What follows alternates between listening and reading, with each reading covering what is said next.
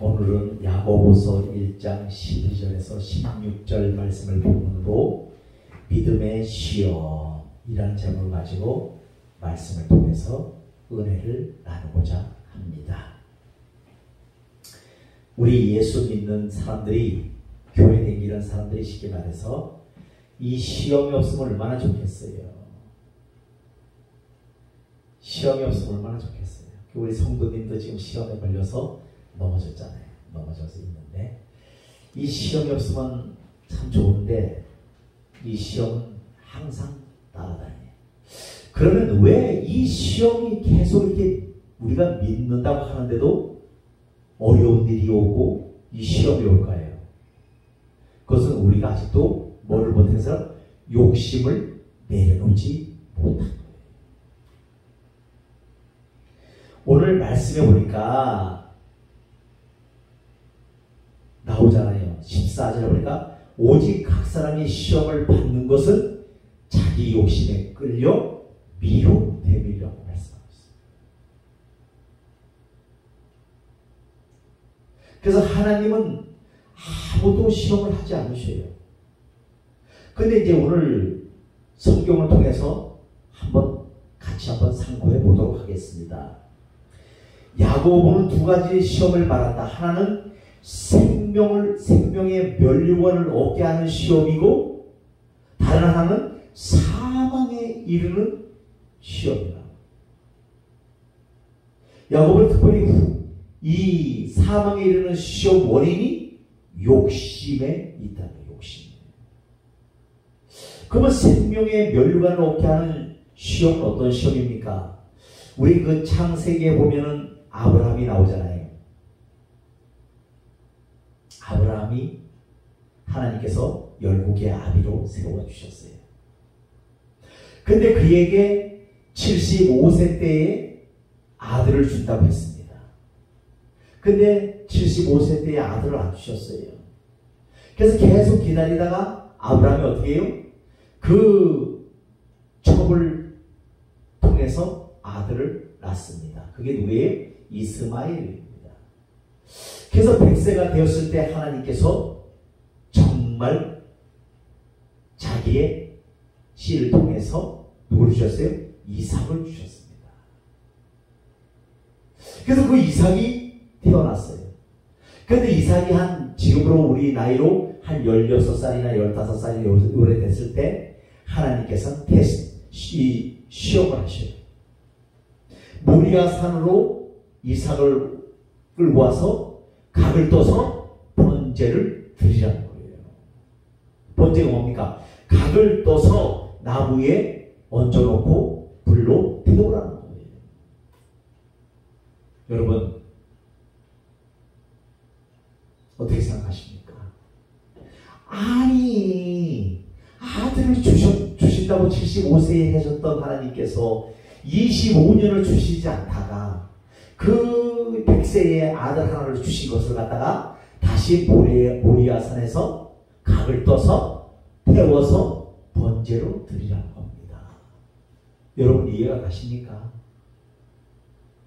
그래서 아브라함하고 그 이삭하고 또 사환 하나하고 종하고 나무를 메고 사흘길을 걸어갑니다. 모리아산이 높잖아요. 그 길을 걸어갑니다. 그래서 이삭이 얘기합니다. 청년이니까 눈치가 있잖아요. 아버지,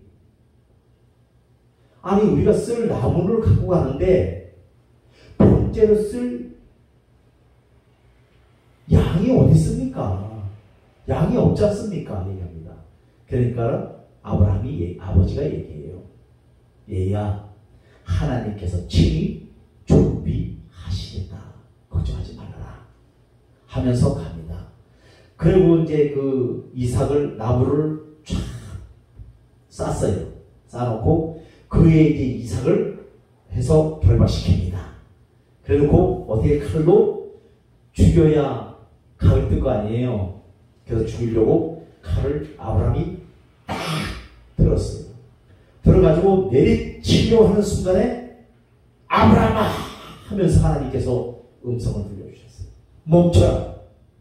내가 내 독자 이삭도 바치는 그 믿음을 내가 모른다는 거예요. 그러면서 하나님께서 옆에 보니까 이 염소가 소굴에 걸려서 깨갱거리고 있는 거예요.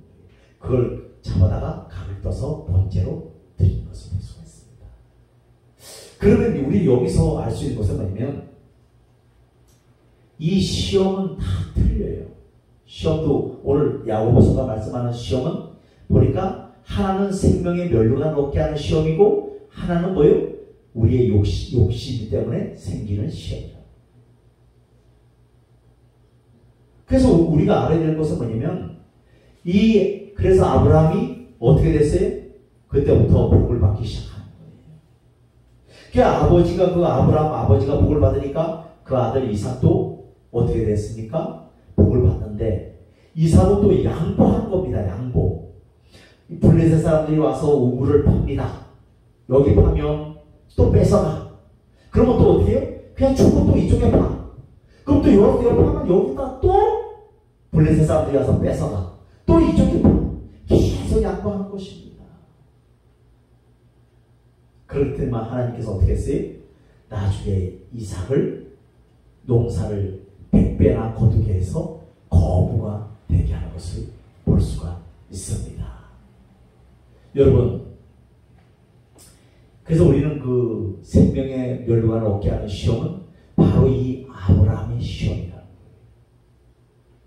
아브라함의 시험. 이것이 뭐예요? 생명의 멸류관을 얻는 이런 시험이에요. 근데 우리는 어떻습니까? 우리는 그 욕심. 그래서 골로새서 3장 5절에 말씀합니다. 땅의 지체를 죽이라는 거예요. 그럼 우리가 지체잖아요. 그럼 지체를 죽이라는 건 뭐냐면 욕심을 내려놓으라는 거예요. 근데 우리 욕심 못 내려놓잖아요. 하나 가지면 2개를 갖고 싶고 2개를 가지면 3개를 갖고 싶은 게 우리 마음이잖아요. 우리가 이것 때문에 시험이 든다는 거예요. 교회에서도 이렇게 시험이 든다는 거예요. 왜? 내가 이 교회에 자리를 지켜주는데 왜 나를 서운하게 해? 하면서 시험이 들어버려요. 알고 보면 그다지 잘못한 것이 없잖아요. 그게 그냥 그 속에 악한 마귀가 어떻게 해요? 그 넘어뜨리려고 그 영혼을 실족시키려고 낚아채는 걸 모른다는 거예요. 되게 인간적으로만 서운해, 섭섭해, 요거로만 풀으라는 거예요. 되게 마귀의 올무에 걸려갖고 수없이 넘어져 버립니다. 여러분들, 이 교회에 오면 물론 인도하는 목사를 봐야 되겠지만 목사를 보면 안 됩니다. 하나님을 바라보시기를 바라겠습니다. 사람은 거기서 거기에요. 그렇잖아요. 우리 다 욕심 가지고 있잖아요. 그렇기 때문에 우리는 하나님만을 바라봐야 된다는 거예요. 그래서 여기서 시험을 찾는 자는 복이 있도다. 시험을 찾는 자가 복이 있대요. 여기서 시험이라는 말은 헬라어에 보니까 페이라스몬이라는 뜻을 갖고 있는데 범죄로 이끄는 유혹의 의미와 훈련을 위한 시련의 의미를 모두 포함한다. 그러면 왜 하나님께서 우리를 이렇게 생명의 멸류관을 얻도록 훈련하시는가요? 우리의 인간의 불순물을 제거시킨다는 거예요. 우리에게는 얼마나 불순물이 많습니까? 욕심, 탐심, 간음, 또 명예, 이런 불순물들을 다 제거시킨다. 그래서 우리가 잘 알듯이 금이 있지 않습니까? 금이요, 그냥 나오는 게 아닙니다. 고온에서 어떻게 해요? 그 수은을 빼내는 거예요. 태워버리는 거예요. 그러면서 단련되고 한 것이 뭐예요? 이제 순금이 나오는 겁니다. 마찬가지로 우리도 전국 기쁨 같은 믿음을 갖기 위해서는 어떻게 돼요? 그 용광로 속에 뜨거운 불에 들어가야 된다는 거예요. 그게 바로 뭐예요? 시험이라는 거예요. 이런 불 같은 시험들이 많이 오는데 이것을 이길 수 있는 것은 다른 것이 없고 바로 믿음이라는 것을 기억하시길 바라겠습니다. 우리 잘 아는 다윗도 그렇잖아요. 다윗도 물론 뭐 인간적으로 보면 죄도 지었습니다만 밧세바를 간음했습니다만 간음을 하면 것까지 좋았는데 그 다음에 이제 아기가 태어났잖아요.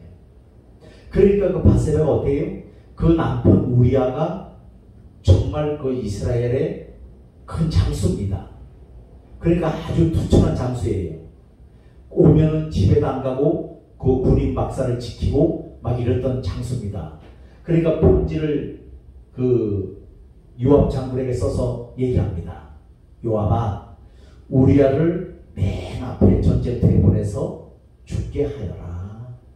그러면 옛날에는 우리가 태조왕건 같은 데 보면은 생각을 보면은 뭘 합니까? 활을 독화살을 쏘잖아요.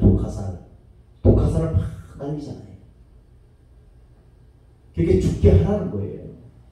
그래서 그 우리아가 결국 전장에서 맨 앞에 서서 죽었어요. 그러니까 다윗은 어떻게 생각했겠습니까? 아, 이제는 이 여인은 밧세바는 내가 마음대로 취해도 돼. 그런데 나단 선지자가 와서 그 다윗 왕을 책망을 합니다.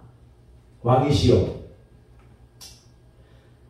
이 두 사람이 있는데 이 왕이 어떤 사람이 와가지고 가난한 자의 음식을 소를 잡고 양을 다 잡아먹습니다. 그러니까 다윗 왕이 아니 그런 놈이 있어? 그러면 죽여야지. 가만 놔두면 안 돼. 그러니까 나단 선지자가 바로 뭐라 합니까? 그것이 바로 당신 다윗 왕입니다. 그때 다윗은 어떻게 했습니까? 침상이 젖도록 어떻게 해요? 회개한 거예요. 하나님 잘못했습니다. 제가 모르고 이런 죄를 범했습니다. 하고 회개를 해버린 거예요. 바로 그것이에요. 우리 인생은요, 우리 남자들은 특별히 더 심해요. 그죠? 이 간음이 뭡니까? 내 부인이 아닌 다른 사람을 범하는 것을 말씀합니다. 오늘 그 다윗 왕이 밧세바를 범한 것처럼 하나님께서는 뭐요? 우리를 시험하시는데 그런 불순물들을 제거시키기 위해서 어떻게 우리에게 불같은 시험과 연단을 주신다는 것입니다. 그래서 저는 지금 우리 성도님이 저라는 것이 나를 더 단련시키는 것으로 보고 있습니다. 왜? 단련을 시키잖아요.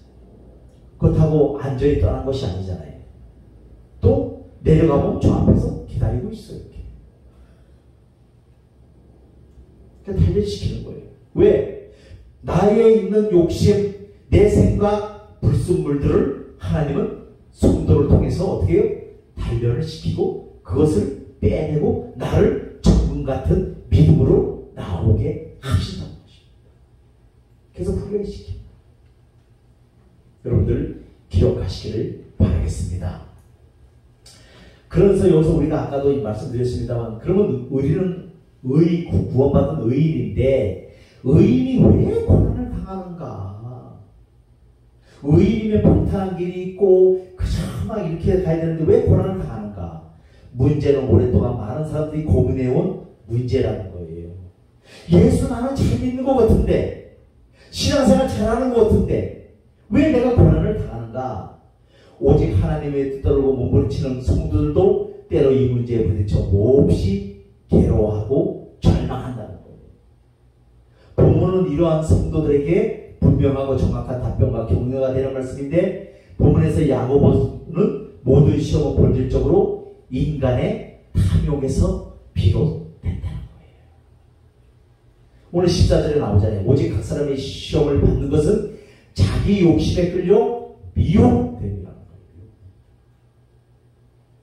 욕심을, 우리 힘으로는 이 욕심을 벗어버릴 수가 없습니다.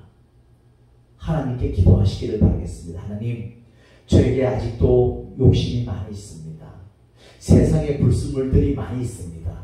찌꺼기가 많이 남아 있습니다. 이런 불순물들을 예수 그리스도의 보혈로 정결케 씻어주시고 깨끗게 하여 주시고 은혜를 부어주셔서 예수의 새 생명으로 살아갈 수 있는 믿음의 성도가 되게 하옵소서 하고 기도하는 우리 주안의 교회 모든 성도들이 되어주시기를 간절히 바라겠습니다. 우리 모두가 되어 믿음의 시험, 가정이라고 할 수 있는 고난을 찾는 자는 생명의 멸류관을 받게 되리라고 확증합니다. 때로는 인간은 원인을 규명하기 어려운 고난을 겪고 좌절하기도 한다는 거예요. 우리가 인생을 살면서 우리에게 좋은 일만, 우리가 원하는 대로만 쫙쫙쫙쫙쫙 풀려지면 누구나 뭐 걱정하겠습니까? 그렇잖아요. 그런데 항상 인생은 꼬이는 거예요. 내가 생각하지 못했던 일들이 돌출돼버려요. 나의 앞으로 와. 돌출되잖아요. 그럼 그때 어떻게 할 것인가? 그때. 그러면 이 문제를 어떻게 풀어갈 것인가? 그러면 이 문제가 오면 우리를 내잖아요. 아, 나한테 재수가 없으니까 이런 문제가 왔어. 이렇게 했는데 그것이 아니라 하나님께서 나를 불순물을 제거하시고 정결케 씻어주셔서 정금 같은 믿음을 소유하기를 원해서 이렇게 하셨다는 이런 믿음을 가지시기를 간절히 바라겠습니다. 우리 욥기를 보면 욥이 왜 고난을 당합니까? 거기 보니까 당대의 의인이고 거부고 돈이 많은 사람이고 그렇습니다. 그런데 어느 날 욥이 하나님께서 마귀가 찾아가서 얘기합니다. 하나님이 욥을 축복하시니까 욥이 저렇게 지금도 하나님을 잘 믿는 것처럼 보이지요? 내가 저 한 방 치면요, 제 하나님 욕하고 떠납니다. 얘기합니다. 그러니까 하나님께서 그래, 너 그러면 욥의 생명만 건드리지 말고 다른 걸 한번 다 네 맘대로 해봐라 하고 얘기합니다. 근데 어느 날 갑자기 욥의 가정에 풍파가 일어나기 시작합니다. 어떤 사환이 와갖고 아우 주인님 큰일 났습니다. 왜 그러느냐? 지금 이 짐승떼가 다 죽었어요. 또 갑자기 또 폭풍이 몰아쳐서 집이 다 날아가 버렸어요. 뭐 이런 일들이 막 생각하지 않았던 일들이 일어납니다. 그러니까 그것도 친구들이 찾아왔어요. 찾아와서 얘기합니다. 너는 그래 예수를 믿는다라면서 신앙을 개떡같이 믿으니까 이렇게 이런 환란이 오는 거야. 좀 잘 믿어봐. 말씀에 의지해서 이렇게 얘기하는 거예요. 그러면서 계속 조롱을 합니다. 그러면서 욥이 계속 반박을 하고 나갑니다. 그런데 더 웃긴 건 뭐냐면 그와 같이 살던 부인이 욥이 이제 너무너무 하다 보니까 욕창이 났어요. 몸에 조기가 났습니다. 그래서 너무 데려와가지고 기아장으로 뻑뻑뻑뻑 긁습니다.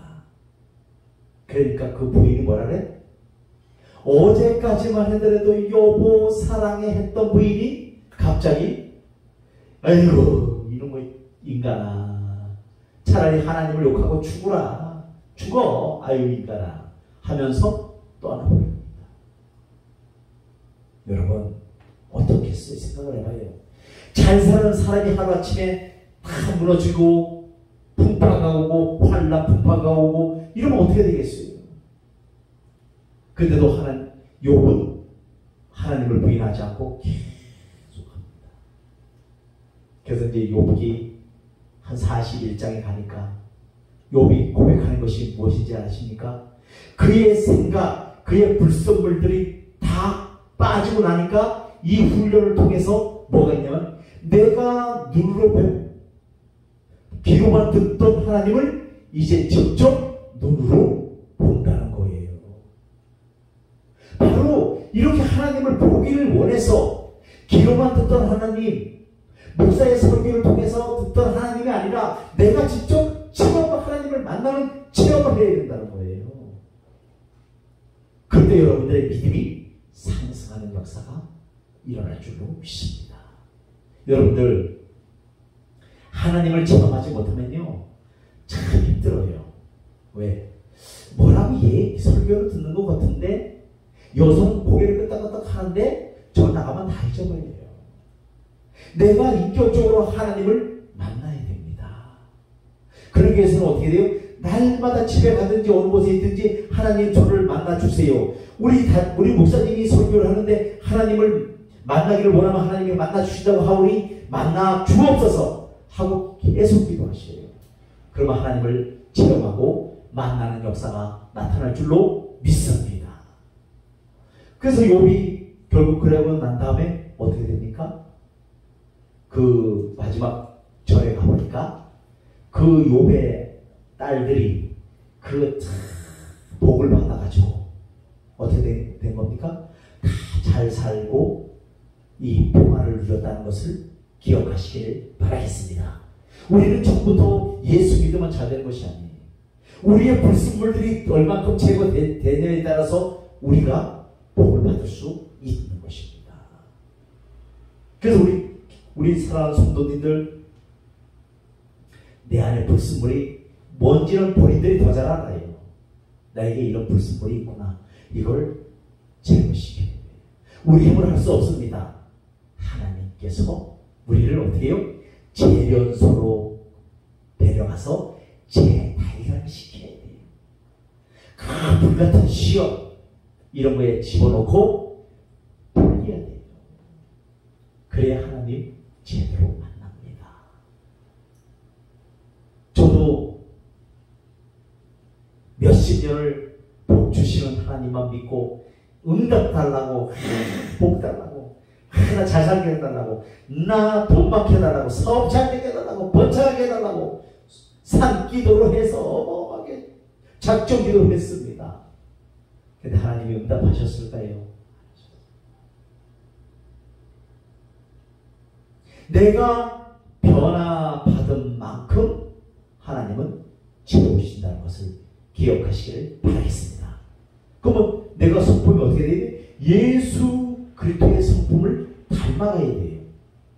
배려하는 마음, 용서하는 마음, 이해하는 마음 이렇게 하면 닮아가요. 그렇죠?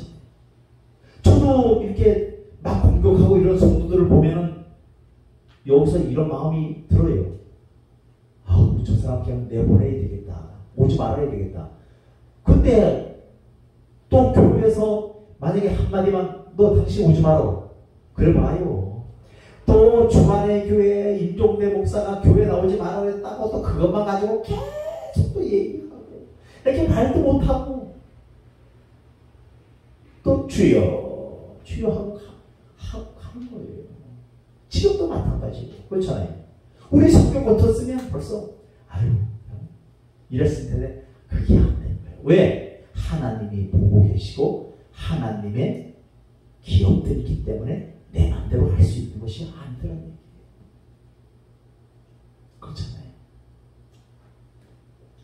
그래서 오늘 우리는 고난의 의미를 바로 알고 불처럼 고통한 시련이 닥쳐온다 하더라도 이것을 어떻게 해요? 믿음으로 이겨내시기를 바라겠습니다. 그러면 오늘 본문을 중심으로 성도에게 권한을 주시는 하나님의 뜻과 시련을 이겨낸 자들에게 나타나는 믿음의 변화와 축복에 대해서 살펴보도록 하겠습니다. 첫째, 성도의 믿음을 연단하시는 하나님을 볼 수가 있어요. 이 이스라엘 백성들을 출애굽을 시켜서 가나안 땅으로 인도하는 과정 속에서 왜 하나님께서 열두 정탐꾼을 보내시고 그들을 왜 40년 동안 돌리겠습니까? 11일끼리 열흘끼리만 들어갈 수 있는 가나안 땅을 바로 안 들어보내고 되겠습니까? 바로 불순물들을 걸러내는 작업이라는 거예요. 그래서 여기서 믿음이 없는 자는 죽고 또 여기서 불평불만하는 자는 불뱀에 물려서 죽고 죽는다는 거예요. 그럼 여기서 뭐를 해? 그 40년 동안을 돌리면서 어떻게 해요? 이 불순물들을 제거시켜서 하나님의 사람이 되었을 때 강한 복지로 인도하는 것을 볼 수가 있습니다. 여러분, 우리도 마찬가지예요. 왜 하나님께서 우리에게 고난을 주시는가? 우리의 불순물들이 많이 있기 때문에 이것이 제거돼야 하나님은 우리를 이 다음에 천국에 갈 수 있다. 이 불순물들을 제거하시기를 주 예수 그리스도로 부탁을 드리겠습니다. 이스라엘 백성들도 마찬가지예요. 또 왜 이스라엘이 하나님이 지키시는 선민인데 왜 그런 불순물들이 있었겠습니까? 바로 인간의 욕심 때문에. 그래서 또 하나님께서 그들을 바벨론 포로로 70년간 붙잡아 가게 하셨잖아요. 우리도 일제의 36년 속박을 받았잖아요. 70년간 포로로 붙잡아 가게 하셨는데 그런 것들이 뭐요? 다 낮추시고 깨닫고 하나님을 가까이 할 수 있도록 만드신 것이죠. 바로 이것입니다. 우리는 하나님을 그냥 복 주시는 하나님은 아는데 하나님은 그것보다 더 중요한 것은 뭐냐면 내 영혼에 있는 이 마음속에 있는 내 속에 있는 불순물들, 욕심, 탐심, 우상숭배, 간음 이런 것들을 다 제거시키시려고 그러신다는 것을 깨달으시길 바라겠습니다. 우리 그러잖아요. 남보다 나는 돈이 많으니까 괜찮아. 이것도 죄예요. 성경으로 따지면. 아니 그 사람들을 보면 불쌍히 여기고 나눠야 돼요. 여러분들 잘 들으시기를 바라겠습니다. 그래서 우리가 믿음이 성숙해져야 하나님께서 그때 복을 내리시는 겁니다. 그러면 시련을 두 번째로 시련을 이겨냄으로 얻게 되는 변화가 첫 번째가 변화가 뭐냐면 순수해진다는 거예요. 이 고난을 통해서 순수해진다는 거예요. 왜? 그 재련소를 거쳤잖아요. 그 재련소를 통해서 내가 낮아진다는 거예요. 우리가 낮아진다고 말로만 한다고 낮아지십니까? 하나님께서 낮추시고 하나님은 높이시기도 하시고 낮추시는 하나님이시오. 그래서 우리를 이 고난을 통해서 내가 깨닫고 겸손해지는 거예요. 순수해진다는 거예요. 순수해진다는 거예요. 그렇지 않으면 순수해지지 않습니다. 그리고 고난으로 종련되지 않는 신앙에는 사탄의 유혹에 미혹되기 쉽다는 거예요. 회의, 오만, 질시 여러 가지 불순물들이 포함되어 있기 때문이라는 거예요. 여러분 아까도 말씀드렸지만 금을 재련하는데 이런 수은이나 이런 불순물들이 있으면 순금으로 나올 수 없습니다. 그렇기 때문에 그 고온에서 어떻게 됩니까? 뜨겁게 해서 그걸 녹이는 거예요. 그래서 거기서 이 수은이나 불순물들이 쫙 걸러지고 순금이 나오는 거예요. 그래서 하나님은 우리를 어떻게 해요? 이런 훈련을 시키신다는 것을 믿으시기를 바라겠습니다. 두 번째로 강고해진다는 거예요. 신을 통해 정련된 믿음은 여간한 어려움이나 세상의 헛된 유혹에 흔들리지 않는다는 거예요. 저도 지난날을 보면은 이 고난을 겪기 전에는 처음에는 그저 누가 나 교회 가서 안 알아주면 시험 들고 내가 좀 헌금 좀 했는데 안 알아주면 시험 들고 내가 뭐 좀 했는데 안 알아주면 시험 들고 뭐 이랬어요.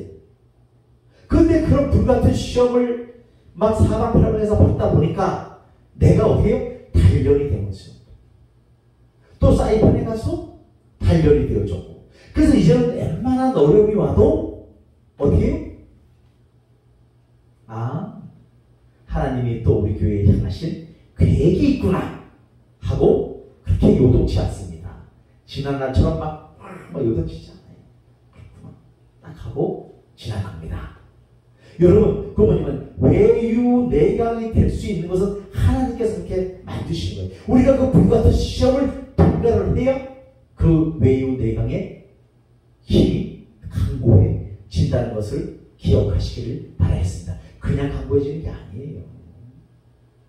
또 고난 속에서도 기쁨과 소망을 발견하고 하나님께로 더 가까이 간다는 거예요. 왜? 형제들이고 세상은 다 끊어졌기 때문에 세상에 의지할 사람이 없어요.